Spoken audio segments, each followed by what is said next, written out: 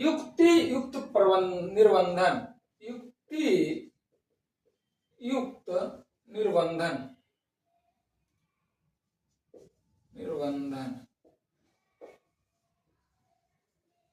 Naval restriction, reasonable restrictions. अब जो है रीजनेबल रिस्ट्रिक्शन क्या है या युक्ति युक्त प्रतिबंधन क्या है। अब ये रीजनेबल रिस्ट्रिक्शन जो है माननीय कैसे लगा सकते हैं, या रीजनेबल रिस्ट्रिक्शन जो युक्ति युक्त है उसका निर्धारण कौन करेगा।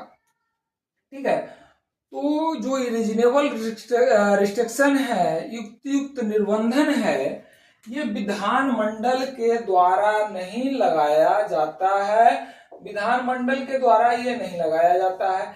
ये जो निर्बंधन है माननीय उच्च न्यायालय, माननीय सर्वोच्च न्यायालय के द्वारा इसका निर्धारण किया जाता है। ये जो रीजनेबल रिस्ट्रिक्शन है सर्वोच्च न्यायालय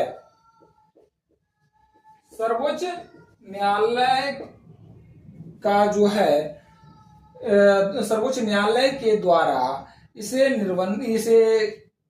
जो है माननीय सर्वोच्च न्यायालय के द्वारा इसे निर्धारित किया जाता है। सर्वोच्च न्यायालय के द्वारा ये कहा जाता है कि रीजनेबल रिस्ट्रिक्शन या जो रीजनेबल है वो रीजन है वो युक्ति युक्त है या नहीं है, वो जो रिस्ट्रिक्शन लगाया जा रहा है उसका निर्धारण माननीय सर्वोच्च न्यायालय के द्वारा किया जाता है।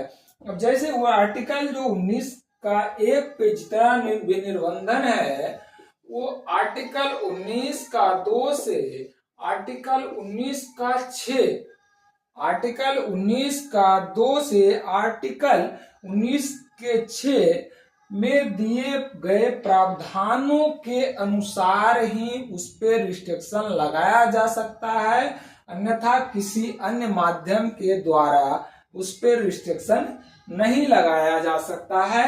यानी आर्टिकल 1 पे आर्टिकल 19 का 1 में जो मौलिक अधिकार दिया गया है, 6 जो अधिकार दिया गया है, आर्टिकल 19 का 2 से आर्टिकल 19 का 6 में जो प्रावधान दिया गया है उसी के तहत इस पे रिस्ट्रिक्शन लगाया जा सकता है।